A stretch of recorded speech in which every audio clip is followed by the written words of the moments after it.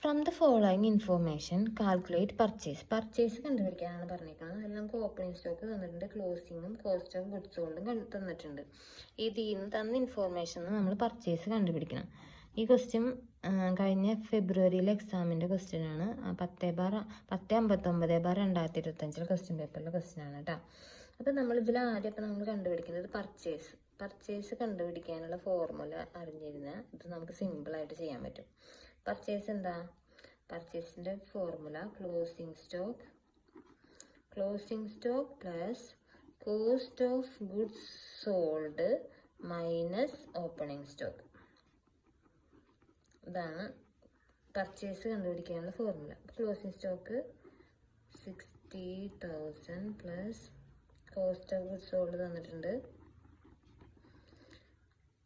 Minus opening stock എത്രയാ? 50,000.